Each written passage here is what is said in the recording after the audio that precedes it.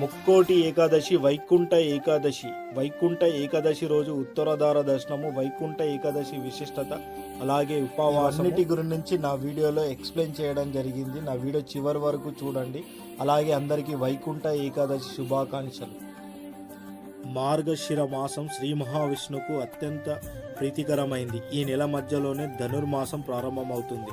శ్రీరంగనాథునిగా అవతరించిన శ్రీహరిని గోదాదేవి ధనుర్మాసంలో భక్తితో పూజించి తన భర్తగా పొంది, అలాగే పుష్పమాసంలో వచ్చే శుక్లపక్ష ఏకాదశిని వైకుంఠ ఏకాదశి, ముక్కోటి ఏకాదశి, పుత్రద ఏకాదశి అని కూడా పిలుస్తారు. ఈ రోజున ఉత్తరధారంలో శ్రీమన్నారాయణుని దర్శించుకోవాలని భక్తులు ఎంతో ఆరాటపడతారు. ఏడాదికి వచ్చే 24 ఏకాదశుల్లో ప్రతిదీ పవిత్రమైనది, కానీ వీటిలో వైకుంఠ ఏకాదశి మాత్రం లేదు. ఎందుకంటే మిగతా ఏకాదశులు చంద్రమానం ప్రకారం గణిస్తే వాటికి భిన్నంగా సౌరమానం ప్రకారం దీన్ని గణిస్తారు. సూర్యుడు ఉత్తరాయణానికి మారే ముందు వచ్చే ధనుర్మాస శుద్ధ ఏకాదశినే ముక్కోటి ఏకాదశిగా అంటారు. ముక్కోటి ఏకాదశి పేరు వెనకాల పురాణాల కథనాలు. వైకుంఠ ఏకాదశిని ముక్కోటి ఏకాదశి అని, స్వర్గద్వార ఏకాదశి అని కూడా పిలుస్తారు. ఈ పేరు వెనుక వేరువేరు కథనాలు పురాణాల్లో కనిపిస్తున్నాయి. శ్రీ మహావిష్ణువుకు నెలవైన వైకుంఠంలోని వాకిళ్లు ఈ రోజునే తెరుచుకుంటాయి కాబట్టి దీనిని వైకుంఠ ఏకాదశి అని అంటారు.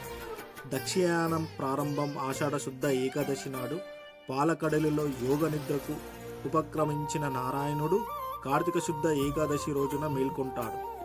ఇలా మేల్కొన్న స్వామిని దర్శించుకోవడానికి పుష్కమాస శుక్లపక్ష ఏకాదశి నాడు ముక్కోటి దేవతలు వైకుంఠానికి చేరుకుంటారు.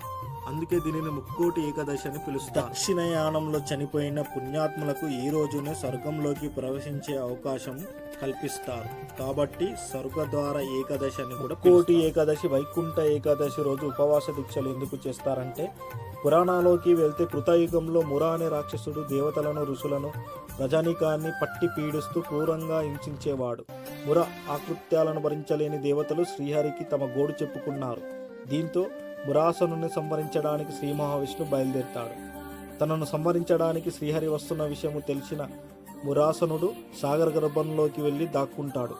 అతనిని బయటకి రప్పించేందుకు ఉపాయం పన్నిన నారాయణుడు ఒక గుహలోకి వెళ్ళి నిద్రపోతున్నట్టు శ్రీహరిపై దాడికి ఇదే అదనుగా భావించిన మురాసనుడు గుహలోకి ప్రవేశించి స్వామిని వధించేందుకు కత్తి దూయగానే ఒక శక్తి ఉద్భవించి మురను సంహరిస్తూ దేవతలను సంరక్షించిన ఆ శక్తిని ఏకాదశిని నామకరణం చేశారు. అందుకనే మనం ఈరోజు ఉపవాస దీక్ష చేస్తాం. అలాగే ఈ రోజు అనగా వైకుంఠ ఏకాదశి రోజున ప్రతి ఒక్కరూ బ్రహ్మముహూర్తంలో లేచి స్నానాలు పూర్తి చేసుకొని భక్తి శ్రద్ధలతో వైష్ణవ ఆలయాలు దర్శించాలి. ముఖ్యంగా మహావిష్ణువును ఉత్తర ద్వారం ద్వారా దర్శించుకుంటే ఆయన అనుగ్రహంతో పాటు శుభాలు కలుగుతాయి. ఈరోజు విష్ణు సహస్రనామ పారాయణం చేయడం వల్ల సమస్త పాపాలు తొలగి భగవంతుని అనుగ్రహము కలుగుతుంది. ఈరోజు ఉపవాసం నుండి ఎవరైతే మహావిష్ణువుకు ఆరాధిస్తారో, ఉత్తరధార దర్శనం చేసుకొని విష్ణు సహస్రనామ పారాయణం చేస్తారో వారికి దైవ అనుగ్రహం కలిగి మోక్షానికి మార్గం ఏర్పడుతుంది. ఏకాదశి అనగా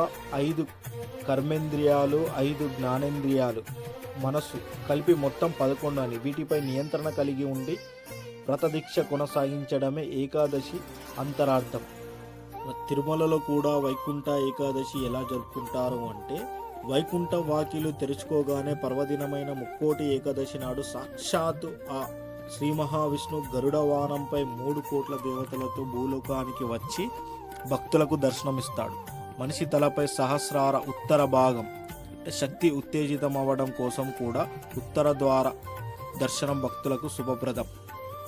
వైకుంఠమైన తిరుమలలో కూడా ఈనాడు శ్రీవారి గర్భాలయాన్ని ఆనుకొని ఉన్న వైకుంఠ ప్రదక్షిణ మార్గం ద్వారా భక్తులు నడిచే భాగ్యం లభిస్తుంది. ఏకాదశి నాడు తిరుమలలో జరిగే మాలప్ప స్వామివారి ఊరేగింపు, ద్వాదశి నాడు స్వామివారి పుష్కరిణిలో జరిగే చక్రస్థానాలు దర్శించిన భక్తులు పునీతులవుతారు.